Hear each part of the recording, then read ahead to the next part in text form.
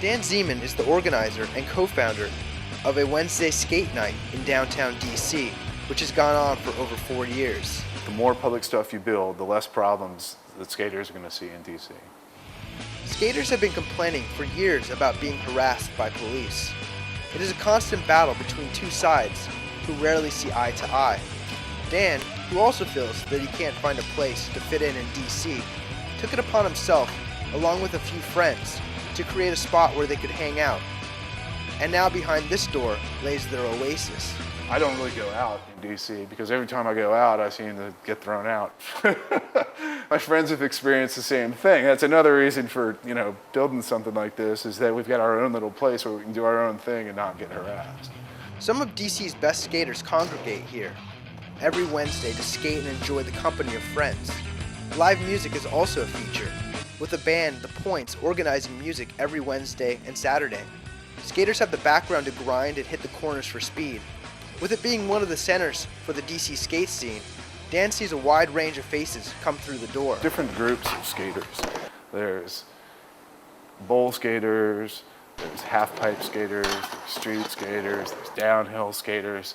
All of them come here. We even let rollerbladers in here every once in a while, maybe a bike or two. Skate parks are built all over the country. The more skate parks, the less skaters are grinding on the streets. But as Dan and others say, often they are designed by people who don't understand what skaters like and need. For example, the skate ramps on Rhode Island Avenue are good, but they are built on asphalt, a rough surface that is like a cheese grater when you wipe out. I've always been a carpenter, but that's when I started learning how to put together ramps, and I just was hooked on it, and the more ramps you put together, the more skaters show up. It goes beyond vertical. So when they're at the top of that, they're upside down basically. And we have 4 or 5 skaters that can reach that thing. We didn't really put it up there to be grindable because the roof is so low. This place does have a much lower roof than we would like. Over the last few years, neighborhoods in DC have seen a lot of growth. It hasn't always been that way, which is a big reason that Dan developed the space into a skater's paradise.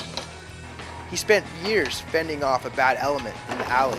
I've been in the alley for a long time, and I've been through many warehouses, and I sort of went to war with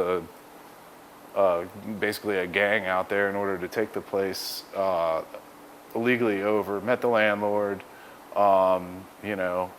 had a whole lot of grief for a lot of years trying to keep the place secure, and then we made the suggestion that, we needed a place to put these ramps, and that's how that came together. Sort of everybody just came together at once. It was kind of cool.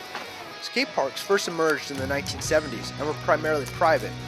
None of the skate parks of the 1970s remain, with the notable exception of Kona Skate Park in Jacksonville, Florida.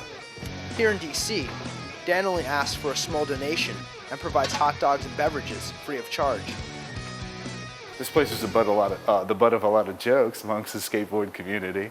It's rough. It's a do-it-yourself project. It's not a sponsored thing. We're skating plywood here. We like it that way. We want to skate things the way they are, and because, a lot of it comes from the fact that a lot of street skaters come here as well. There's the crowd that aren't particular to anything. They'll skate anything. They'll skate concrete, they'll skate wood, they'll skate, With the warehouse being a place for skaters to congregate and skate, a lot of different ramps are constantly being added to the mix, as well as an outdoor pool for the summer.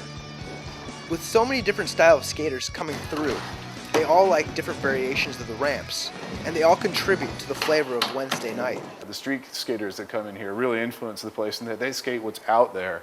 They sort of, turn things into an object to be skated, just, with their mind. They figure out how to skate it regardless of what it is. They're not out there looking for something perfect.